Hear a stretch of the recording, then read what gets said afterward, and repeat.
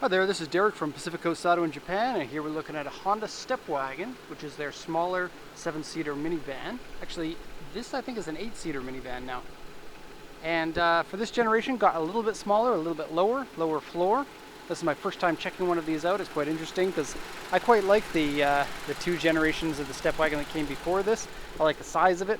I'm a Honda minivan owner myself, and they're quite good. These are very popular in Japan. Prices are pretty cheap now.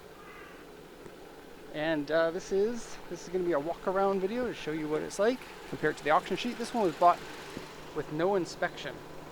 The no inspection section of the auction, which we highly don't recommend, but this one was bought from there anyway, on behalf of a customer, of course. Now they come in 4-wheel drive or 2-wheel drive. This is a 2-wheel drive, 4-cylinder, 2-liter. I guess the engines are fairly fuel efficient, especially for the amount of seats that you get in it. It's a twin cam engine. Honda makes good, reliable engines. I don't really see anything wrong with this one.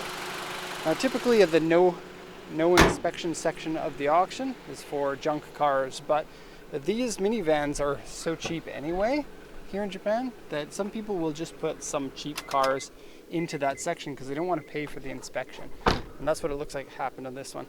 It's not the best condition, but you know, you're taking a gamble when you're going after a car that has no inspection. So in terms of damage, the interior is quite dirty. And then there are actually there aren't very many dents. There's only one really on the back there, but the other side has a kind of a big scratch. And then faded headlights and, well, the dirty interior. Okay, so it looks like it's built on the same platform as the Honda Odyssey, but the Japanese Odyssey, which is more like a station wagon. This is when Honda was really promoting, or this is right when I landed in Japan, was around this time. This is a 2005 and I came in 2006. So this was a modern car at the time.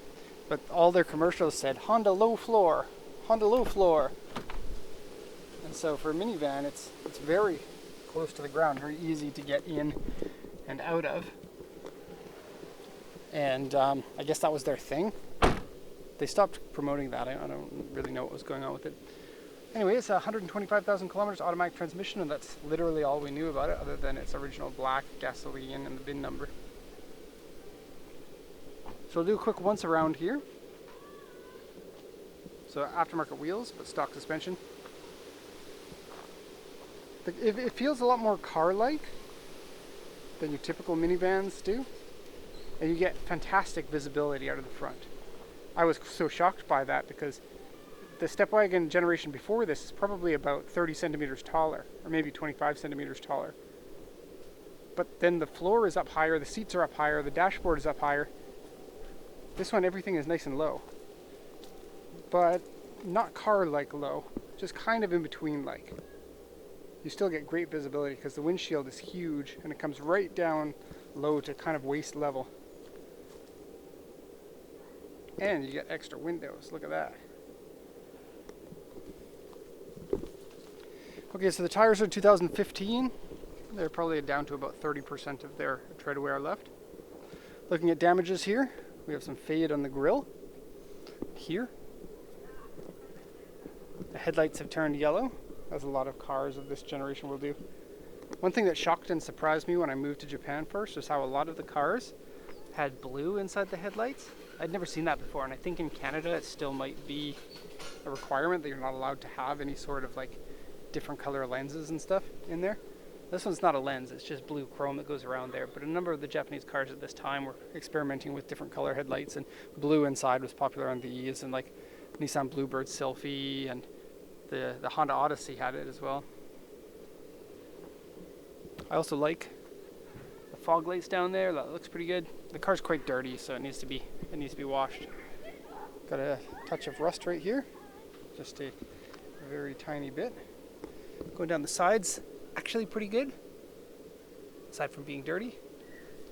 There's a gouge scratch here, another one here, and a number of medium scratches around the door handles. It's dual power sliding doors, and I'll come back to the interior, but I just want to show you how that works. It has some of the coolest floor ever. I'll show you more details after I'm done the walk around here. So we got a scratch there. Pretty good looking headlights and taillights, I'd say. Pretty modern looking. This one here is like a magnet on the back. I think it's a kids in car type thing. Some scratches in the rear bumper there, and there's a big dent here.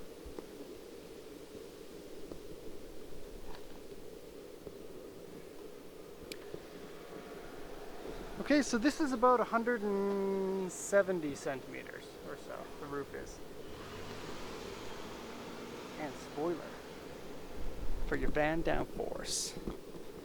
So the big scratch is right here. It goes from here until the front door, all the way along here. It's pretty light in the center section here, but gets big again right there. Looks like they ran into a shopping cart or something. And then again, some scratches around the door handles. Other than that, it's not a bad looking condition, especially for something that had no inspection. Often we're worried about even worse condition. And I'm not sure, did I point out there's a dent right there?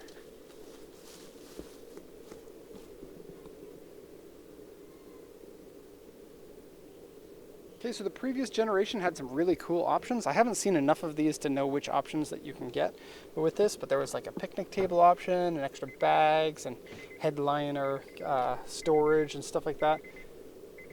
All optional things. I'm not sure what here is optional. We have power folding mirrors, but that's on basically every car in Japan. This one has the full 4 windows that go down. Earlier Stepwagons didn't. The first generation only had these ones that open. Then these ones would be pop out, or maybe the back ones would pop out. This one, all of them go down. The generation before this only had 3 that go down, 2 front ones, and then 1 of the ones on the side that didn't have the power sliding door. And I think this is the first step. No. The generation before this had an optional 2 doors version. This one here, I believe all of them are 2 doors because by this time, 2 doors would be a thing. Cool dashboard on it. It actually surprised me how cool it is. So firstly, this is broken. So that has to stay open. Here's the buttons to open the doors. When I was in Japan for like my 2nd year, I got hit by one of these doors in the face, and it actually cut my face, and I got a scar on it right near my eye. It was gross. So seat covers on it. The seats look like a cool pattern actually. I'll show you when we get into the back because these ones I can't show you. I'm not one for seat covers. I like the fact that they save your seats, but other than that, I wouldn't want them on my own car. Here you can see how dirty it is. Like my minivan, rarely ever gets washed on the inside. And actually I have the same beige interior on mine. Mine's same year as this, a 2005 Elysian. Cover on the steering wheel, again something I would never put on my car. I think that these are actually a little bit dangerous because you can't grip the steering wheel as much, and they have like something that, I don't know, something might happen. Okay, I'm going to put the key in so that you can see the gauge set. Notice there's no cluster there. There's a long screen right there, I'll show you. Okay. So it's digital tachometer and speedometer. Strata, car navigation by Panasonic. That's this thing, which I don't like anymore. Okay, 125, 456 kilometers at the time of shooting this. Manual transmission, all of that works fine. AC works. Climate control AC, it is single zone. Here's something that's kind of interesting. Actually, take a look. Here's where my head view is, and you actually have to look down quite a bit to get to the edge of the dashboard. And so this is why you get such good visibility, as it feels like you can see really good there. And here, the windows are actually pretty low compared to where your shoulders are. In a lot of sedans, they try to make it safer by bumping this up a little bit higher, and it makes you feel a little bit more claustrophobic. These pieces here are kind of neat. They're really not there for anything but style, but I can imagine sometimes if the sun shines through it just the right way, you'll be able to see the pattern of that on this section here, which like if it was my car, I think that would be cool.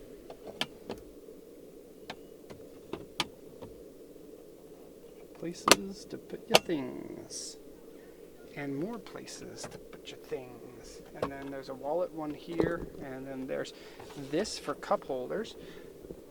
Now there's no center console, but you can walk into the back, so that's pretty handy. Cup holders. Here's something funny. There's a phone plug-in, but what kind of phone plugs into that? Wow. And then your regular component. Cigarette lighter is missing. Okay. And more dashboard. DVD player, PC card. Okay. And then a hard disk drive, I guess. Sometimes when you get vans like this, you're going to, or any cars in Japan that have a hard disk drive, you get to hear the music of what the last owner had, which is kind of cool. There's some stains in the headliner there. Okay. There is a Stepwagon that has rotating seats in the front. I've only seen a handful of them. It was the generation before this. And I don't know why I'm coming over to this side, because there's a sliding door on the other side too. Okay, so I couldn't figure it out, but these seats rotate somehow. They have rotation. If you look underneath here, there's a circle with tracks, so you can rotate them to face backwards. I'm not sure how to do it. When I pulled the seat forward the first time to get into the back, it started to rotate, but then I couldn't figure it out. Now usually the instructions for rotation is either on the back of this seat or on the back of this seat, but they were all in seat covers, so I couldn't read it, and I didn't want to play around with it more than a few seconds. Here's the pattern that you have on the interior. Okay. Having two deep cup holders here is super handy when you're a parent. It's the exact same as my van. And then you can do 3 seats here. It looks like the seats are a little bit in there crooked because they're like rotating seats that aren't locked in or something. I'm not sure. And then yeah, the floor is all, it's a laminate that looks like fake wood, like hardwood floors. That's crazy. That's like, it's big balls for Honda to do something like that, because it's not typical of car makers to put such a stylistic choice into their cars. More cup holders there. You can fit 2 in there and 2 in this one. That's cool. You can flip these seats up. For people who want minivans, this kind of stuff is important. So that flips up. You can flip up the other one, and then you can put stuff there. I use that quite frequently in mine. Then you can move these seats forward and back with the other one. This one here is how you get into the back. Usually in ours, we just climb, not we, my daughter climbs in, because car seats are here and here. But these are separate from each other. This is a 60 and 40, so one seat moves independent of these two. But flip this up and it pulls forward, and then it just unlatched and now it can rotate. But I think the other seats are in the way. Just clicked it back into place. These ones in the back are flipped to the sides style, and as with all the Stepwagons, I believe that these all turn into a bed if you fold them all down flat. So flip to the side, you flip this down, and then the whole thing flips up against the window to give you maximum storage. That's something the Elysian doesn't do. And these are sliding seats forward and back. You can see there. This one has cup holders and a little baggie of something. What's over there? Is that a blank? That didn't seem to open anyway. Very strange. And yeah, these seats too, if you face them backwards, they have a lap belt here to put on your lap while you're facing these ones backwards if you want. Okay, you get vents upstairs. Alright, controls for the fan. There's the front section.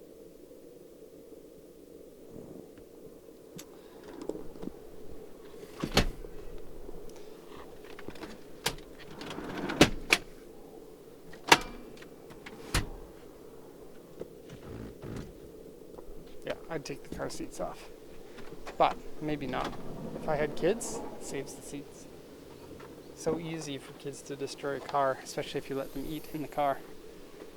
So the loading deck area is completely flat. Most cars will have a lip, like this section here will come up higher and then it will dip down in. This one here is completely flat, and it's only about 50 centimeters off of the ground. And so that gives you the easiest way to put stuff into the back if it's heavy stuff. Maybe that's what Honda was going with going for when they wanted to do the low floor thing.